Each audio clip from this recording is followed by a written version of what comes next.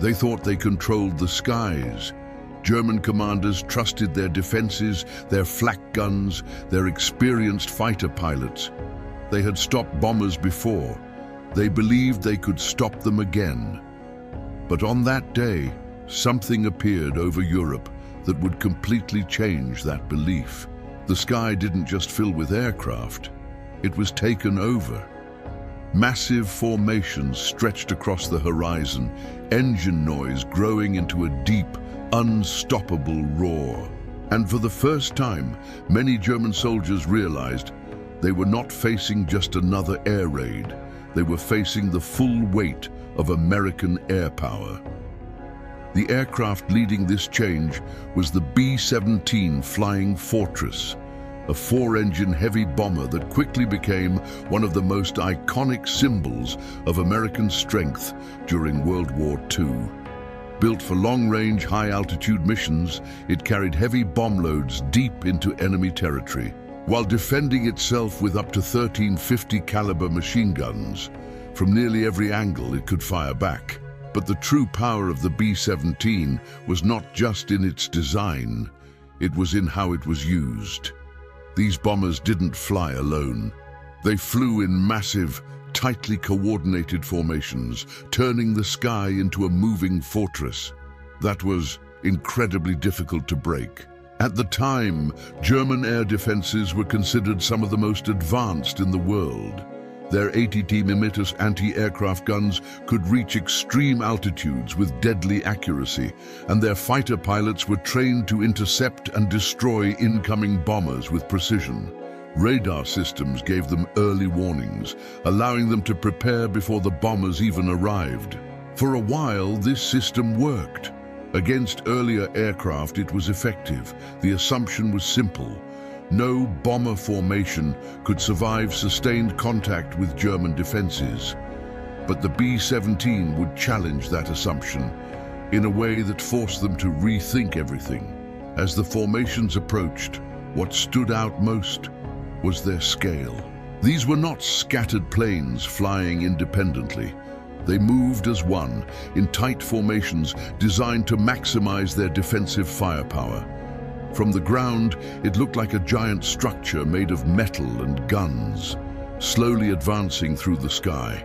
Machine guns pointed in every direction, creating overlapping fields of fire that made direct attacks incredibly dangerous. German fighter pilots quickly discovered that approaching these formations meant flying straight into a wall of bullets. And yet, they had no choice but to engage. Then came the sound. Something that left a lasting impression on everyone who heard it. The combined roar of dozens, sometimes hundreds, of engines created a deep, continuous thunder that could be heard long before the aircraft were visible. It wasn't just noise, it was a warning, a signal that something massive was coming, something that couldn't be ignored or easily stopped. For many on the ground, that sound alone was enough to create a sense of unease, a realization that this was different from anything they had experienced before. When German flak batteries opened fire, the sky turned into a deadly environment. Shells exploded at high altitude, sending fragments of metal in all directions. Black clouds of smoke surrounded the bombers, creating a chaotic and unpredictable battlefield in the air. From below, it looked as if the bombers were flying directly through explosions. Again and again, wave after wave, and yet many of them kept going. Even when hit, even when damaged, the B-17s often remained in formation. Wings were torn, engines failed, parts of the fuselage were ripped apart, but the aircraft did not immediately fall. This was one of the most shocking aspects for German defenders. In many cases, damage that would destroy other aircraft simply wasn't enough to bring down a B-17. Stories began to spread, stories that almost sounded impossible. Bombers returning to base with severe structural damage, flying with only 2 engines, or missing large sections of their body. Crews managed to land aircraft that looked like they should have fallen. From the sky long before reaching safety, some planes came back with massive holes in the wings, others with tails barely holding together.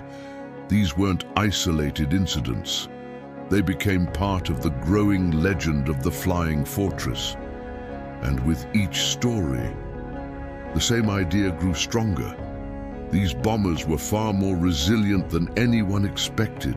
Inside the aircraft, however, the experience was anything but comfortable or safe. The crews, often young men in their early 20s, operated under extreme conditions. At altitudes above 20,000 feet, temperatures could drop to -50 or even -60 degrees. The aircraft was not pressurized, meaning oxygen masks were essential for survival. If a mask failed, even for a short moment, a crew member could lose consciousness within minutes.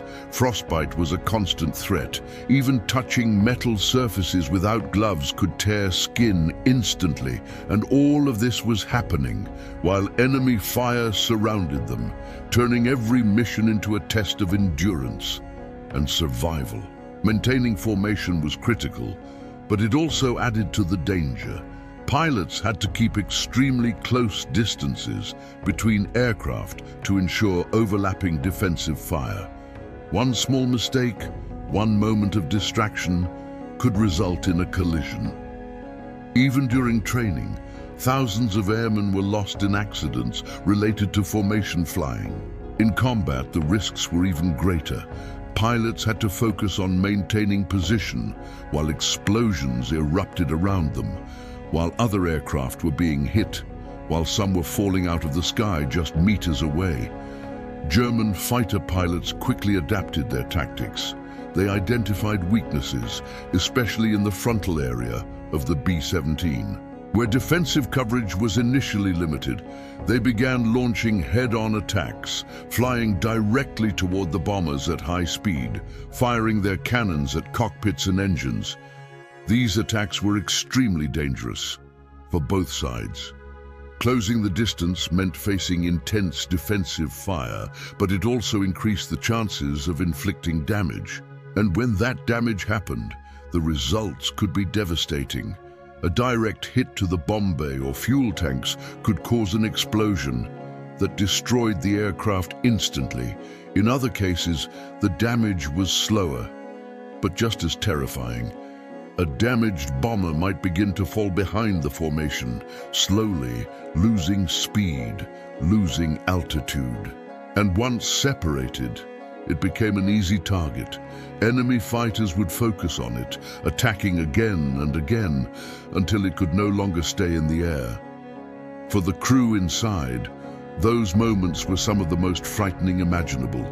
They knew staying with the formation meant protection, but falling behind could mean the end. One of the most intense examples of these encounters occurred during the Schweinfurt missions in 1943. Large formations of B-17s were sent deep into German territory to strike critical industrial targets. The losses were heavy, with many bombers shot down and hundreds of airmen killed or captured. Entire crews disappeared in seconds. These missions proved something important. The B-17 was not invincible. It could be destroyed, but they also revealed something else, something even more important. Even with high losses, the bombers kept coming. Over time, this constant presence began to have a psychological impact. German forces realized that they were not just facing individual missions. They were facing something much larger, a system, a machine of war, capable of sustaining continuous attacks. The United States could produce these aircraft in massive numbers, replace losses, and continue the campaign without stopping. It wasn't just about surviving one raid anymore. It was about facing an enemy that would return again and again and again. The situation became even more difficult with the introduction of long-range escort fighters like the P-51 Mustang. These fighters could accompany the bombers all the way to their targets and back, They protected the formations from enemy interceptors, reducing losses and making attacks even more dangerous for German pilots. What had already been a difficult challenge became something far worse. In the end, the B-17 Flying Fortress became more than just a machine. It became a symbol, not of invincibility, but of persistence, not of perfection, but of resilience. For the men who flew these missions, every flight was a risk, every mission a step into the unknown. For those who tried to stop them, it was a constant reminder that they were facing something relentless. And for many German soldiers, that first moment, when they looked up and saw the sky filled with bombers, when they heard the roar of engines growing louder, when they realized that this was not something they could easily stop, was the moment everything changed. They could fight back. They could resist, but stopping it completely was something else entirely.